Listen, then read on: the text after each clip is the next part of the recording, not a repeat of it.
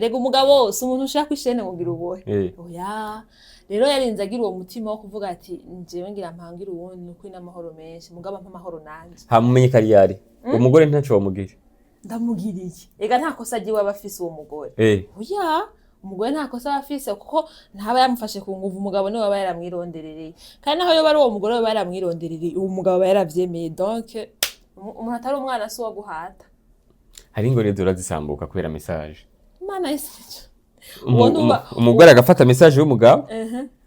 umugore agaca amara nk'imyaka 2 uca nk'umwaka wose atavugisha neza umugabo uwo onye ntabadico yagiye kurondera message Fisimana Fisumuzigamye Madizosa nkikice n'urukundo.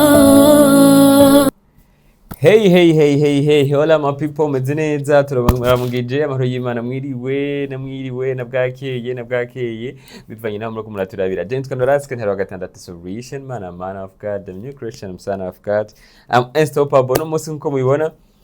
tuzakwa turi kumwe n'inkumi nziza, sinzi ko ari inkumi canke umudamu araza kubidondora abwire, ariko urabona yuko aba ari umuntu afise iswaga inzobe nyinshi. Nuko ariko kandi ndabibutse yuko hari ikinyobwa kiriko kiravugwa gikonzwe cyane cyitwa Best Tangawizi Bigovu.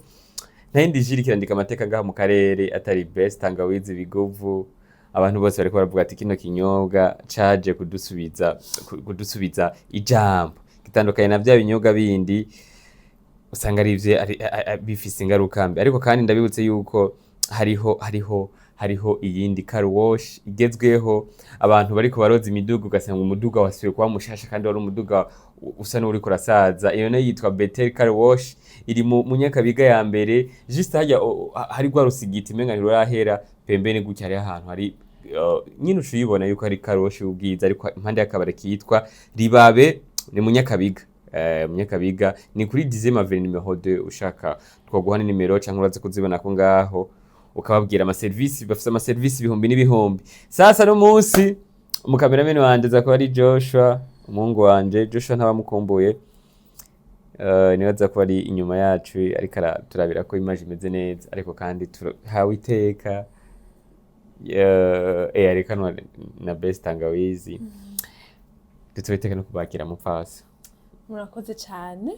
meze neza twakira yego ni sawa namwe n'amahoro twe ni sawa turaryohewe kwakira umuntu nkamwe ngaha iwacu madame la directrice yo mana bakuneza abantu imidondoro yambu abariko baradukurikirana bose aho muri hose ku mazina nitwa Ketia yamuremye ubwo barayabaca borosha ibintu n'umwana akivuka kica kimworohera bashanze kuri Ketia hama wavuze ngo sinzi ko ari umama canke ari umumama. Okay, mama fise umwana mwiza umwe w'umukobwa n'umugabo umwe yemewe n'amategeko. nta muhaba rufise oya ega naho nwanda mufise no kwemera ego nta muhabara vrai nta muhabara ntusambuze ego ndaryohewe kuba ndi ngaha ni iteka ridasanzwe murakoze ego mwavyumvise keke no tuzakuba turi kumwe mu kanya gatoyi tuzakumarana ariko kandi tubibutse ko turi muri Solution Corner ukaba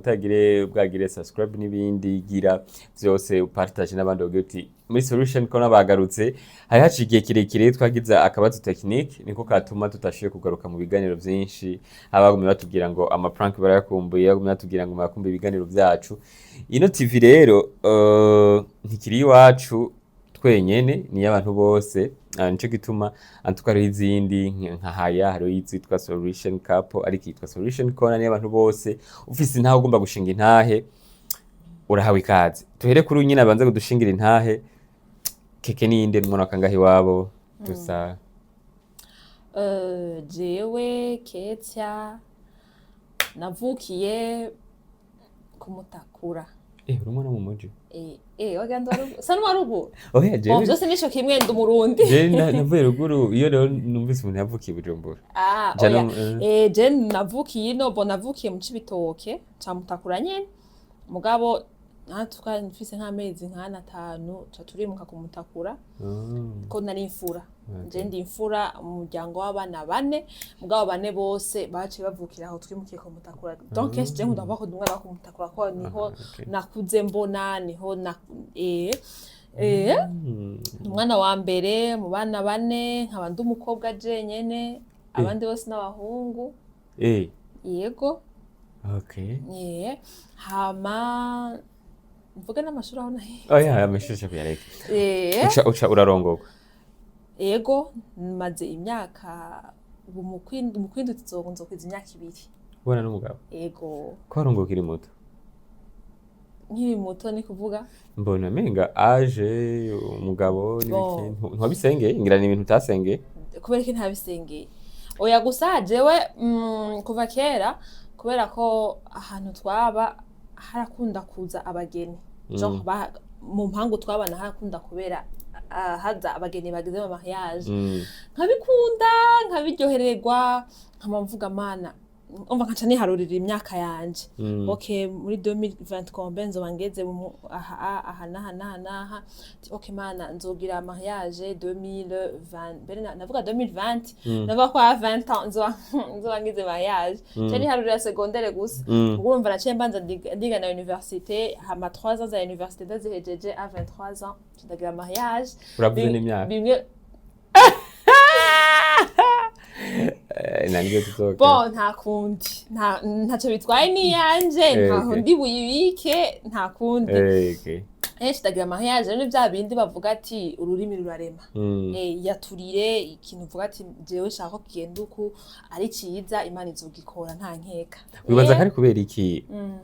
ubu abagabo babutse ubukene kabisa ubukene kandi no gutinya ama responsabilité abagabo wanashaka n'abakobwa ama responsabilité kurugo ni responsabilité urugo n'irindi shure urugo n'ubundi buzima urumva uravuga ati jeje ya stress ntazo no kwiteza urumva ati kame narindira ndacari muto urumva navyo ndacari muto nibwo butindi niko bavuga rero kandi ico utari busimbe uwo kinyarutse kinyarutse kenshi abakunda kuvuga ngo abahungu bagira mariage kubera ko abakobwa baba bateye pression nawe umugabo wamusize ko pression ugira ko akurongora yo je d'abord nta pression yo kumutera ko sineko niruka n'imyaka sinari bwasaze gose kuko uhejeje ishure hari gucu uvuga ati kandondera akazi nje ngire carrière professionnelle yiwanje umva ntacu nariko ndiruka naco ni bya bindi nyene isaha y'Imana yageze bayageze sino nta pressure niya bandamubesheye azaza muri commentaire hama abivuge ariko nta pressure vraiment yego kenshi abantu bakunda kugira mariage hari ibintu babuze badafise umukavuga ati je hageze ibindi nzo bironkera imbere mwebwe mugira mariage niki muri bubuze ejo twari tubuze cyemwe mufise byose mu bijanye ni intebe y'ububati byose ubuzima ashe kuvuga ati jewe d'abord jewe kuko ikintu abantu bagira mariage batangura kuvuga urasakaze urase nozobaho jewe vraiment nukuri ibintu byanje ntivyigeze bigorana jewe natanguye akazi ntaraheza n'ishure urumve natanguye akazi ntaraheza n'ishure nukuvuga yuko akazi nari ndagafise deja nawe yaragafise aho twari vya bindi ego ntitwari dufise ivy'umurengera mugaye ivyo kubaho vyari bihari twavuga tuti ivyo tunga umwe nivyo vyotunga babiri ivyo tunga babiri nivyo vyotunga batatu none akwa bon yego kandi mva n'imyaka isabwa na leta twari tuyikurikiye mwari mweze yego kenshi amahorasyo umuntu ajamo agenderamo hari amahorasyo ujamo batusanga uragize ibikomere bigaca bituma umuntu atinya kugira mariage canke agira mariage kugira yibaze yuko akomesheje mu ex ubwo sizo byatumye ugira mariage uti kumbureka nkomeshe jewe d'abord si ma relation sinaba naraciyemwo sindi wa muntu antuka mbonye bidafonctiona nashamba ndategura umutima wanje uzi n'amakuru ahantu bamwe bango aho utari burare wahavakana nta hantu usa hacu twahavuye reka tuha tuvanga urumva rero bayi ndagiye oya haguca wiga kubaho udafise uwo muntu ha mugaca ukinjura buke ugaca wigira ni ukuvuga yuko vraiment jewe sinovuga ngo hariho relation yuba yarambabaje ku buryo ngo haza ivyo kwihoro ya kubera ko mana ndarinda umutima nti hakubabara reka mbe ndagukurayo hakiri kare aca nicikira kwere ko sinkunda ingorane sinkunda stress ni ikihe kintu umugabo yogukorera ugaca uvuga ati n'umusikire nawe turatandukanye nta na kimwe sure none gashako namaze gusinya none wasinye ntasinyura canke akavamo ugatukomoka ikintu yonkorera bon bimwe bavuga ngo niko zubakwa igiti kabisa kuwa mbere kuwa kabiri kuwa gatatu kwa giriki ko najewe ndahatevye no hapfira ko ne benshi twumva bahapfira aho no kinjura vraiment nkagenda igiti cyo nico cyo tumva ku mugabo igiti cyo nyene kabisa ariko azanye ubundi je ntaco bitwaye amuzana nca kwitwara nije nemewe n'amategeko none ubaza ngo wagiye ufise abandi nteba yo mana no rurangura canke akamupangira ahantu mukabimenya ko yamupangiye aho muri ico gihe bon muri ico gihe vyovana kuko nkaje ndashobora kuvuga nti ndakora akazi nkora kashaka kutunganya ivyo mu rugo vyose aho no mureka muga mu gihe tubigabura tuvuga tutimba wewe uri hinzu je ndari hamata y'umwana ivyo akaba bikora no kuri je no mureka kuko rega umugabo wose umuntu ushaka kwishene mugira ubohe oya rero yarinze agira uwo mutima wo kuvuga ati njewe ngira mpangira uwundi nuko ina amahoro menshi mugaba mpa amahoro nanje hamumenye kariyari umugore ntaco wamugira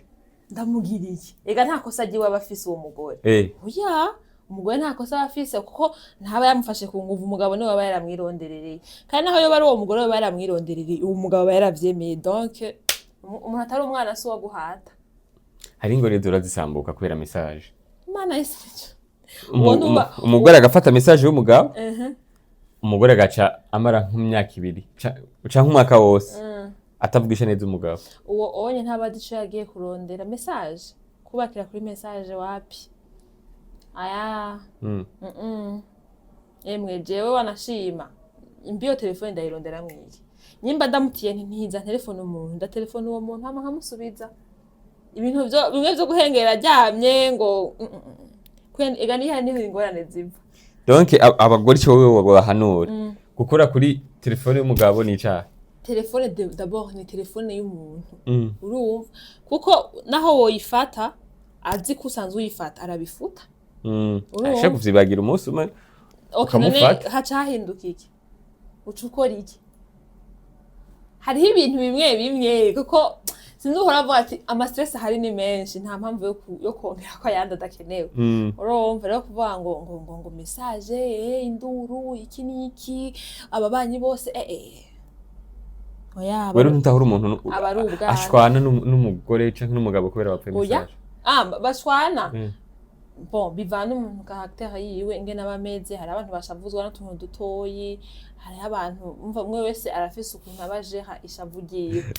urumva nukuri jewe gusa ico nokora ko nayibonye kandi ikindi naco haje uzurabe umuntu bahanishije silence arahwera urumva nokwereka nti wabonye ko nayibonye sawa amahihore ni hawe ashugumu ukipabiliza wiyagiriza ati mbega none ari mubiki iki niki uko bagabo nabantu baranka mugora sinzi ndeze na societe iravyorosha umugabo menga arenze ibigume ngo n'ibintu bisanzwe ubwo umugore arenze ibigume ngo nakamara maza yambaye ibaru rero umugabo uciye wihora hako cyangwa vuga cyo nanje yagiye agira iki umva umutima nasaba kuba yotekana rero umuntu urashobora kutamuhanisha amajambo ukamuhanisha silence mwavyumvise turi kumwe na Keke Kentia n'umudamu w'umwana umwe n'umugabo umwe atoshora kwahukana kubera message niwe turi kumwe ariko kandi turi kumwe na biguvu best tangawizi mu banda yimuyihereza aho muri ku mabutike nico kinyobwa kizimbutse kandi ari change ama kikaba kiryoshe uko gusosa nabwo ari sukari ariko n'ubuki nkuko vyanditse ko murayibona igituma turi kumwe n'umusina Keke naje kumwerekana kumugaragaza kumupresenta making sinzi ariko niwe agiye kuba umumenyesha makuru wacu ari official muzoza murabona ngaha cyane muri Solution Corner, murashobora kutabona Mamalao, murashobora kutabona Norasque n'abandi, ariko TV ubu ni wayifise mu biganza, natwe adutumiye tudutumira nk'abashitsi. Yego rero reka ndamuhe nk'iminota nk'itanu ambaza ibibazo byose ashaka, amace duseze abanashima amaza azogaruka rero yazanye abatumire biwe. Twumve ngene abatse tujye ku mavuta mashashi. Okay. Ushaka ndakubaze. Dutandukanirize Norasque uwo mu myaka 10 iri imbere ya avant n'ubu. Norasque mu myaka 10 iheze yari umusore, unaho n'umugabo, kandi rero umusore n'umugabo bafise ukuntu biyumvira gutandukana cyane. Ubu sinchiyumvira ku giti canje, hari abandi bantu niyumvirira, kandi si umwe si babiri si na batatu si na bane, niyumvirira abantu benshi. Hama nkiri umusore naho niyumvira ivyo wanje jenyene, donc nibatse ko ariyo difference hari. Hama nivyo ivyo nshaka, ivyo nashaka yagi ivyo nshaka ubu si bimwe. Yo nibatse ko ari ryo tandukanire rihari. Hama umubona hehe mu myaka 10 iri imbere? Myaka 10 iri imbere nzoba ndi umuntu wa grave. Grave cyane. Mu bisanzwe jewe icambere ndi umunyamwete. Rero umuntu umunyamwete, ijambo ry'Imana ngere rivuga ngo umunyamwete ntazokorera abanyecaro, umunyamwete yibona ibwami, bari umuntu w'ibwami. Rero avec Imana mu ruhande rwacu, avec n'Imana yaduhaye, turafise ahantu hanini nyine tuzoba twageze, ariko ntituzovyishoboza n'Imana izori kumwe natwe. Sino camvuga ngo nzoba ngize meze gutya no bandiko ndabwira abantu indoto zanje kumbure, ariko basha imyaka 10 kweri honyine imyaka 2 iraba 2 gusa 10 ni myinshi cyane. Okay, Norasque ubu unye hariho mu jeune karaturaba siko akavuga ati jewe kumbure anakuzi, akavuga ati ndamuzi kwabo ndageze hajya, nibihe bintu bitatu wo mubwira novuga nki wakoresheje kugira ugere hano ugeze nawe yo kwifashisha? Ikintu cyambere nakoresheje narasenze, gusenga kiza imbere kweri, ariko kandi ikintu kigira kabiri kugira indero, kubaha navyo biratuma umuntu ashobora gushika hejuru cyane gusumba yarari. Iyo muze rero kubaha no kubaha umuntu wari we wese, yaba uwo mukorana, yaba usumba ugusumba. Hari igihe ubaha umukozi mugenzi wawe yumvikira akakubwira ati bijya rero tugende kuno. Donc kubaha byaratumye nshobora kuduga n'ingoga. Ariko kandi ikindi kintu kudacika intege, kutumviriza amajambo, byaratumye nshobora kumbure kuduga hatoye imanzi kuduga. Ariko kandi sinibona nkaho nshaka gushika sindashika, ndacariko ndarondera, naho ntariko ndirondera, bon sindiko ndirondeza, ariko ndacariko ndarondera. Kuba umugabo canke umupapa w'abana ni sacrifice. Wewe ubibamwo gute? Kuko turumva benshi batabana canke bakaba baramuga atacu babamariye bivanye n'ubuzima bw'uno munsi canke ejo. Wewe uvyekiripa gute ukavuga ati sindekura simpagarika? Icambere nayivuze, icambere nsanzwe nkunda abana, nsanzwe nkunda abana kandi cyane. Ubwa mbere nahora nimvire yuko nzo kubaka orphelinat, hama hacabaho umubesere wanje arayubaka, njavuga nti okay kandi ayihoze abo bana notunze nzobafata ndabatwareyo. Ariko ndafise umugambi nyine wo gushigikira abana muri kazoza. Rero bimaze kuba gutyo urumva abo biwawe rero wowe yabisanzwe birikora. Abantu benshi bakunda kumbaza ngo kubera iki ngo warongoye kumbure n'umugore ngafise abana. Nico catumye ahubwo ndamurongora ko yarafise abana. Nico catumye cyangwa ntuyu niwe muntu wanje. Donc abana basanze ari abantu nkunda. Hariho mu gukora kwanje ntaye nyinshi nagenda hora n'abantu ugasanga ntibankunze ndi umwana, ndavuga nti kumbure nanje nashobora kugira amahirwe yo gukunda abana, nzobakunda. Rero nibatse ko ari ico. Uravuze impamvu mu Kinyarwanda washakanye muga mu Kirundi bavuga ati wabanye n'ufise abana ariko je ndakubaza nti kubana n'umuntu azwi nawe wuzwi hari igihe avango biba bigoye cyane ako wumva amajambo hariya ndetse yaranavuzwe menshi kumbure ikibazo kizosa kigaruka umunsi turiko yego bimeze gute koko hariho nk'umuntu ashobora kuba akunda umuntu azwi mbwa ati hajya haranyerera wewe nka wewe ubibayemwo bimeze gute rero sasa jewe kubana n'umuntu azwi ntaco bintwaye ahubwo mbona ari vyiza ni vyiza ubwa mbere kugira tubane ntitwigeze dukonta kuvyo kumenyekana cyangwa kutamenyekana ariko ntacyo bitwaye kweri bisaba gusa yuko mutahurana umwe wese akamenya ati ninde nanje ndinde hama vyo kumenyekana biba hanze hama mu rugo mubaka nk'abandi bisanzwe ibindi tuzobigaruka ko hanyuma urugendo ruracari rurerure gose karibu muri Solution Corner twiteze amakonteni yawe menshi nibaza ko utazotunyoteza nanje sinkunda kunyotegwa kandi abantu udashaka bagukorera nawe ntugikorera abandi so les gens nizera yuko tuzobana neza mu bihe vyiza abakozi ba Solution Corner musheme imiriro muri commentaire umushitsi imiriro myinshi mutayizanye vraiment singaruka none kiganongira cambere uzotumira umugabo wawe ndakubwira bya abantu bavuga ngo abantu barabana badasa nukura akaba yaronka ikintu avuga imbere y'akabera yoraba guca gusa nukuri akaba yakira yovuga yesu we